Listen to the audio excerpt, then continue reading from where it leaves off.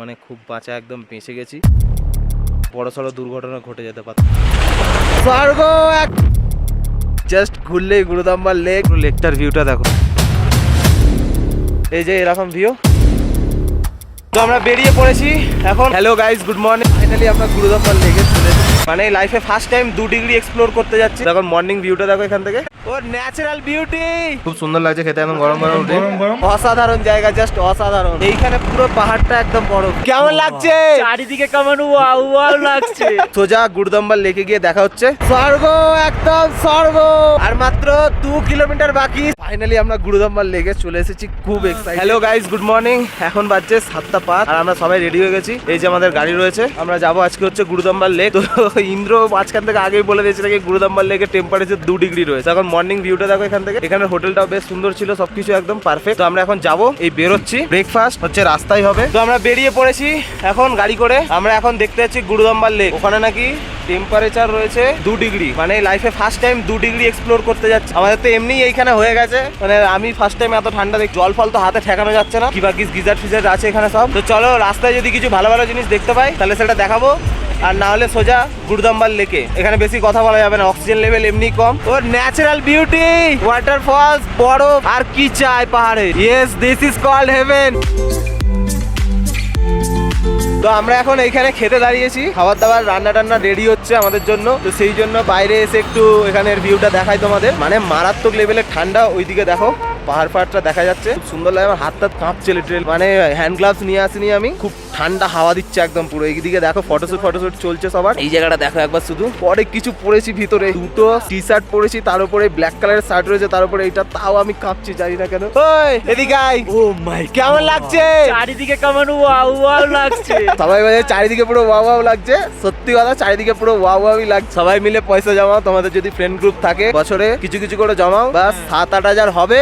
7-8 জনের গ্রুপ বানিয়ে চলে আসো। এই সকালবেলা ব্রেকফাস্টটা আমাদের, এই যে ব্রেড সেকে দিয়েছে। আর এটা দেখা, এটা কি রয়েছে? এটা জ্যাম, তাই তো?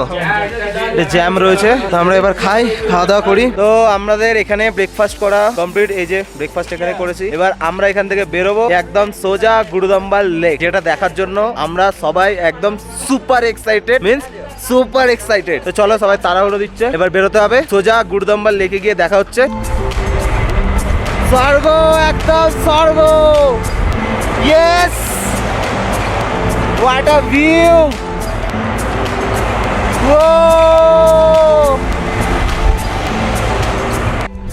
আর মাত্র 2 কিলোমিটার বাকি স্বর্গ আসতে।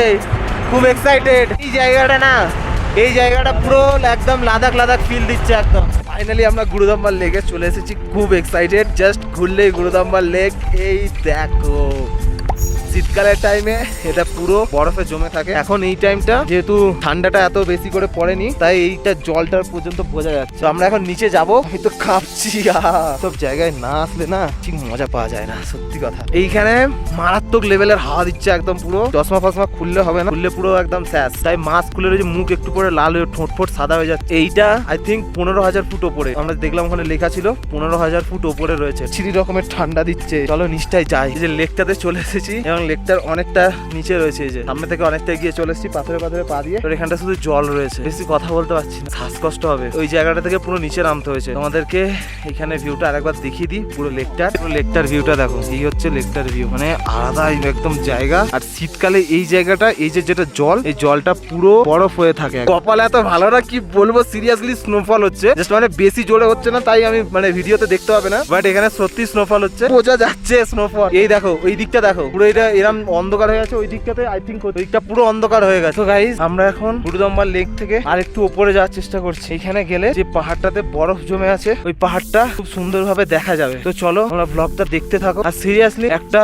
সতর্কতা সবাইকে বলে দিচ্ছি, এখানে যারাই আসো, যদি তোমাদের শ্বাসকষ্টের প্রবলেম থাকে তাহলে কর্পূর বা ডার্ক চকলেট বা অক্সিজেন সিলিন্ডার নিচে থেকে কিন্তু কিনে নেবে, কেননা অনেক উঁচু। আমার নিজেরই দেখছো নিঃশ্বাস নিতে প্রবলেম হচ্ছে। আমি তা ব্লগ করার জন্য আমি কথা বলছি। এখান থেকে ভিউটা দেখাচ্ছি একবার। এখানে ওঠার বাস একটাই কারণ, এই ভিউটা তোমাদেরকে দেখাবো। দেখো এত হাঁপিয়ে টাপিয়ে উঠছি। যারা যারা দেখবে ভিডিওটা সাবস্ক্রাইব মাস্ট। এই হচ্ছে সেই বরফবালা পাহাড়। হাঁপিয়ে গেছে। আর পাচ্ছি না গাইস, সত্যি হাঁপিয়ে গেছি। নিচে গুরুদম্বার লেক। তো গাইস আমাদের গুরুদম্বার লেক কমপ্লিট। আমরা ওইদিকে পাহাড়ে বরফ দেখতে পেয়েছি, সাথে করে স্নোফল একদম এক্সট্রিম লেভেলের হয়নি, যদি হতো আমরা এখানে থাকতে পারতাম না। হালকা হালকা স্নোফল হয়েছে, ওটাও এনজয় করতে পেরেছি। কপালটা সত্যি খুব ভালো, এত কিছু মানে পাবো একসাথে আশা করিনি। আমরা অনেক দূর থেকেই পাহাড়ে বরফ দেখতে পাচ্ছিলাম। আমরা এখান থেকে আমাদের প্ল্যান রয়েছে কালাপাত্থার যাওয়ার। তো কালাপাত্থার গিয়ে তাহলে আবার কালাপাত্থারে কথা হবে।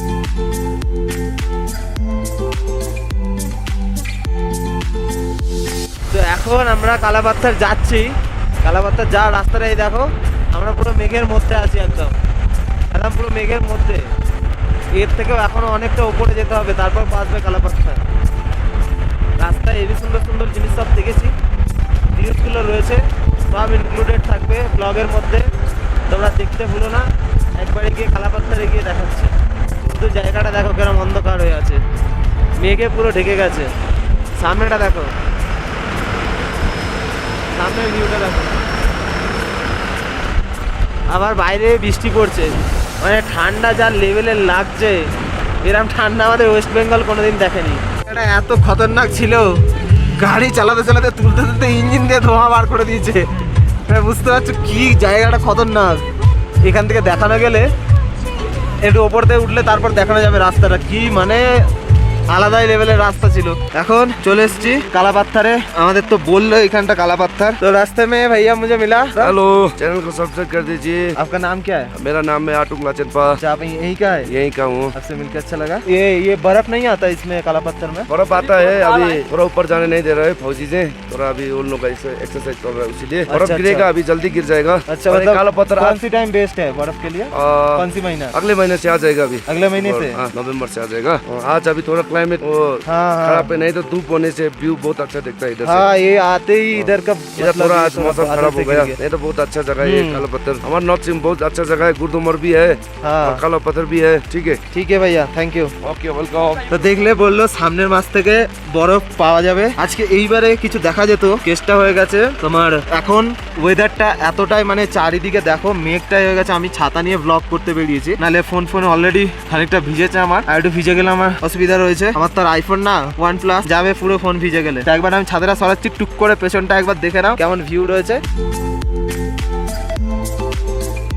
মানে এখন একটু রেস্ট্রিকশন আছে, একটু উপরে গেলে ভালো ভিউ হতো। আসলে আর্মি কিছু কাজ চলছে উপরে, ওই কারণে যাওয়া মানা রয়েছে, ওখানে যেতে দিচ্ছে না। তো তোমরা যদি আসতে চাও এর পরে, মানে পরে যদি আসো তাহলে অবভিয়াসলি হয়তো পাবে, এটাই হয়ে গেছে ব্যাপার। তো ঠিক আছে, এই জায়গাটাতে তো খুব একটা বেশি মজা লাগলো না। আমরা আই থিঙ্ক এবার এখান থেকে বেরিয়ে খেতে যাবো, আমরা লাঞ্চ করবো। তো চলো তাহলে যেখানে লাঞ্চ করবো ওখানে গিয়ে দেখা হচ্ছে। বাই। তো আগে একটা বিচ্ছিরি একটা ঘটনা হয়ে যাচ্ছিল আমাদের সাথে, সিরিয়াসলি সবাই মানে খুব বাঁচা একদম বেঁচে গেছি। এই যে আমার পিছনে যে ব্রিজটা দেখতে পাচ্ছ, এই ব্রিজটার হচ্ছে পুরোটাই মানে লোহার পাত্তি দেওয়া রয়েছে। এই পাত্তিগুলোর মধ্যে একদম স্টার্টিং এই দুটো পাত্তি ছিল একদম পুরো, মানে ওখানে এখানে নাট বোল্ট সিস্টেম রয়েছে। এই নাট বোল্ট দুটো পাত্তিটার পুরো খুলে গেছে একদম। এবার আমাদের গাড়িটা জাস্ট এসেছে, ওর মধ্যে ঢুকেছে, এই একটা পাত্তি পুরো ছিটকে উপরে চলে গেছে, গাড়ি পুরো একদম জাম্প করে গেছে। মানে কি ভাগ্যিস এই ব্রিজের মধ্যেই ছিল, ড্রাইভারটা খুবই ভালো ছিল, মানে যাই হোক বলবো নিজে কন্ট্রোল করে নিয়েছে, নাহলে বিচ্ছিরি কেস হয়ে যেত, আমাদের বড়সড় দুর্ঘটনা ঘটে যেতে পারতো আমাদের সাথে। ঠাকুর করে কিছু হয়নি, সবকিছু ঠিকঠাক আছে। বাট গাড়ির পিছনের যেসব, আমি এত নাম জানি না, বাট গাড়ির পিছনের অনেক কটা পার্ট পুরো ভেঙে গেছে, অনেক কিছু পাত্তি ছিল সব ভেঙে গেছে। এখানে তো আর্মির গাড়ি সবসময় আসছে যাচ্ছে, তো আর্মির গাড়ি এলো, অনেক কিছু জন আর্মি অফিসার তারা হেল্প করলো আমাদেরকেও গাড়িটাকে ওইদিকে সরিয়ে রাখতে। ওই যে গাড়ি ওখানে দাঁড়িয়ে রয়েছে, ও একজনকে ফোন করেছে ড্রাইভার একজনকে আসার জন্য। তো ও এখন যতক্ষণ না আসছে না ততক্ষণ কিছু করা যাবে না, আমরা ওয়েট করছি। ও আসলে তবে ওর গাড়ি করে যাব, আমাদের হোটেলে পৌঁছাবো। কিছু জনের মাথাতেও লেগেছে, কেননা গাড়িটা পুরো অনেক জাম্প করেছে, আমরা প্রায় সিট থেকে 1 ফুটের উপরে উঠে গেছি। কিছু জনের মাথাতে এরকম গাড়ির পুরো হুডে গিয়ে একদম দুম করে বিচ্ছিরি লেগেছে। তো জল ফল দিল একটু আগে। যাই হোক, কারোর সেরকম কত বড়সড় কিছু হয়নি। তো আমরা এখন ওয়েট করছি এই ব্রিজটার এখানে দাঁড়িয়ে। আসলে ব্যাপারটা হচ্ছে এখানে অনেকে জিনিসগুলো মেনটেন করে না মিনস প্রবলেমটা হচ্ছে এখানে যে প্রতিটা ব্রিজের এরকম যে কটা ব্রিজ আছে, এই যে ব্রিজগুলো যেগুলো দেখালাম, এই ব্রিজগুলোর প্রতিটা ব্রিজের প্রথমেই লেখা থাকে 1 ভেহিকেল অ্যাট এ টাইম, মানে একটা সময়ে একটা ভেহিকেলই যাবে। এটাকে কেউ মেনটেন করে না, যখন যে যা পারছে